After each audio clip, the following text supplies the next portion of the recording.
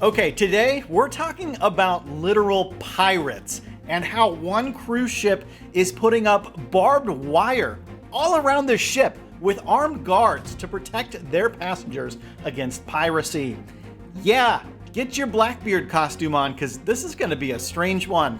Plus, as tropical storm Nicole threatens the east coast of Florida here in the wee hours overnight tonight, cruise ports, cruise ships, cruise passengers are all in limbo. We're going to tell you all the news coming out from this weather, plus Norwegian Cruise Line and a new internet service coming on board. Yeah, there's some rumors and I've got the evidence to suggest why. Let's roll the intro.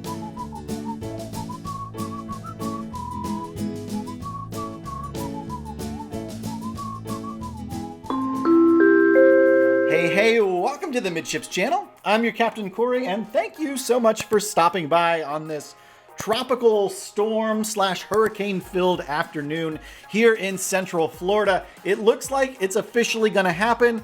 This tropical storm may actually intensify into a hurricane in the next few hours, and it's looking to make landfall in the early morning hours of Thursday with the coast of Florida. And it looks like this landfall is going to happen between a couple popular cruise ports, somewhere between Fort Lauderdale and Port Canaveral. We're going to see the eye of Nicole make a landfall and continue to sweep up through that sort of Orlando, Central Florida corridor. So, of course, I'm getting my second hurricane in as many months here, so wish me well in the comments below.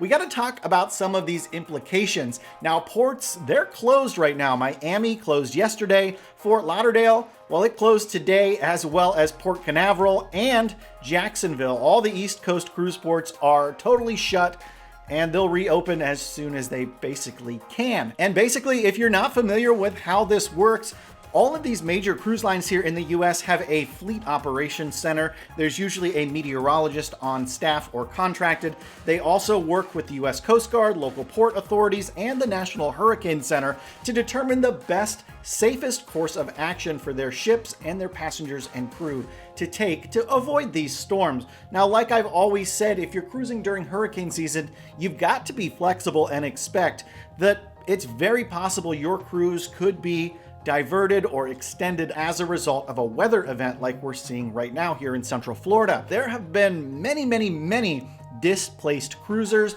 We have Carnival Liberty having to go to Nassau and Cozumel instead of the cruise line's private island. And Carnival Cruise Line is not the only line making changes to itineraries for their ships as a result of this storm. Disney has rerouted the Dream and the Wish.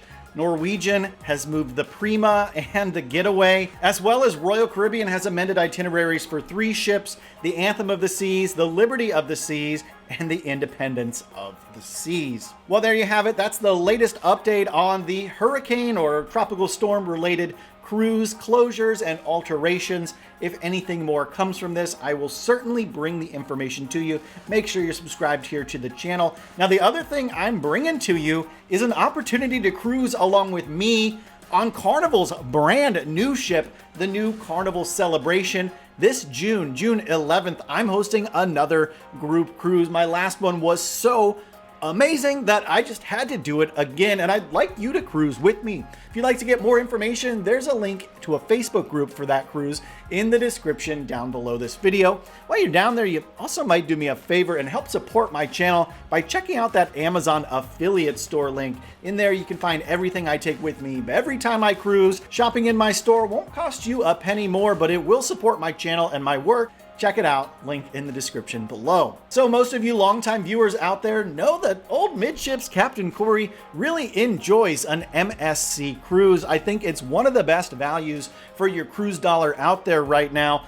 as far as the ships, the entertainment, the food, and everything that's included with an MSC cruise. It just blows the other cruise lines out of the water, price to performance wise. And I think a lot of you have figured that out, and maybe the cat's out of the bag here, because MSC has just had their best month ever for bookings here. They booked 400,000 cruises in the month of October. And I can tell you, I'm responsible for 2, maybe even 3 of those cruises. I've got some cruises I've yet to tell you all about, a few that are gonna remain secret till I'm on the ship because it's actually a vacation for me.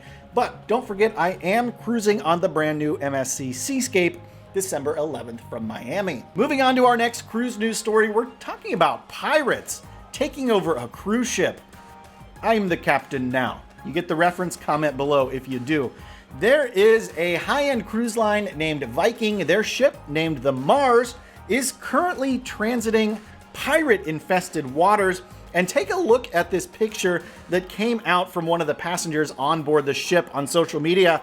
That's razor wire spread around the decks to prevent pirates from actually boarding this cruise ship. And it goes all around the lower decks where they would be able to climb up in hopes to keep pirates off the vessel. Now, it seems like piracy ended with like Blackbeard back in the day, but it's still actually pretty common in parts of the world. Cruise ships as well as merchant vessels are facing this threat day to day, and it's kind of interesting. Now, when you're on a cruise ship going through pirate-infested areas of the world, the cruise lines take extra precautions, even more so than these merchant ships, to do things like run this razor wire and actually bring armed guards onto the ship to help protect the passengers. And just to give you an idea of where this ship is in the world, they're currently sailing through the Gulf of Aden. They're on a special 35-night cruise with about 1,300 guests on board the ship. So this is all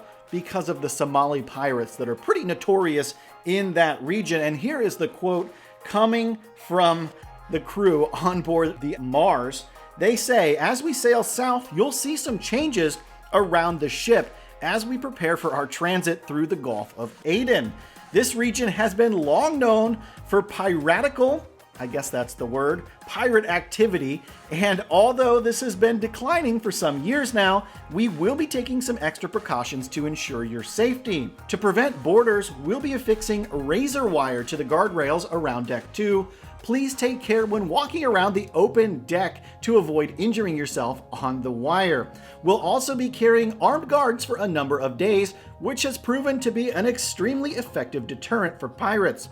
There's also other measures in place on the ship, but I trust you'll understand in the interest of safety and security, we will not be divulging all of our anti-piracy measures that we're taking."